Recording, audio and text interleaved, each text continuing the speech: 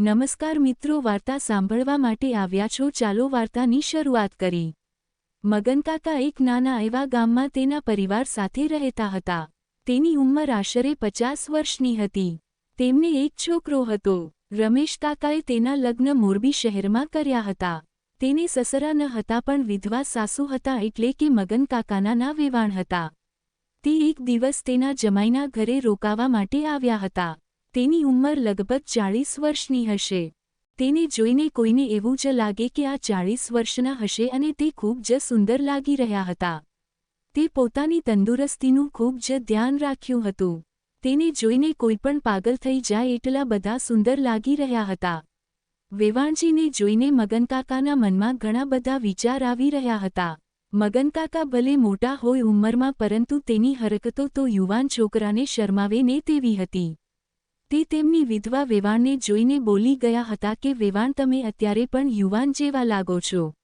એટલે વેવાણજી બોલ્યા કે વેવાઈ, તમે પણ હજી હીરો જેવા જ લાગો છો।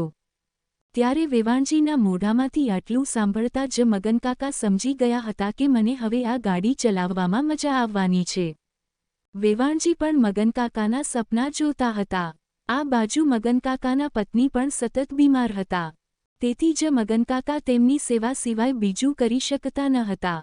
એટલા માટે એક દિવસ બન્યું એવું કે સાંજે વેવાણજી અને મગનકાકાના પત્ની બંને પલંગ પાસે હતા। મગનકાકા ઘરે ન હતા। તે રાત્રે ખૂબ જ મોડા આવ્યા હતા।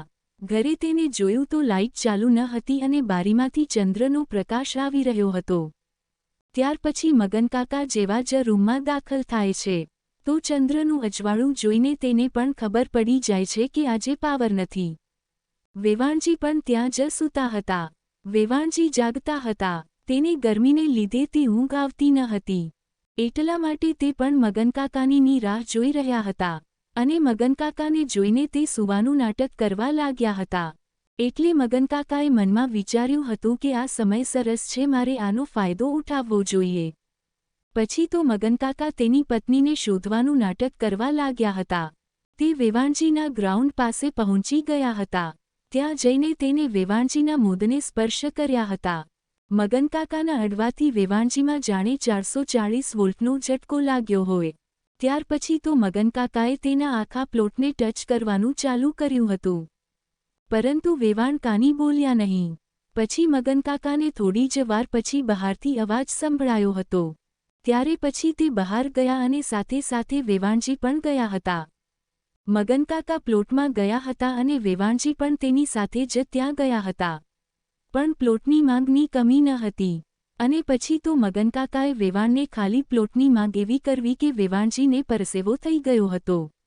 મગનકાકાએ વેવાણજીને એવી કસરત કરાવી કે ત્યારબાદ જ્યારે પણ વેવાણ આવતા એટલે મગનકાકા તેમને પ્લોટ બતાવવા લઈ જતા હતા।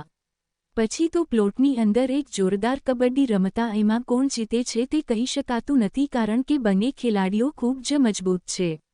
આવી જ વાર્તા સાંભળવા માટે ચેનલને સબસ્ક્રાઇબ કરજો દોસ્તો। ધન્યવાદ।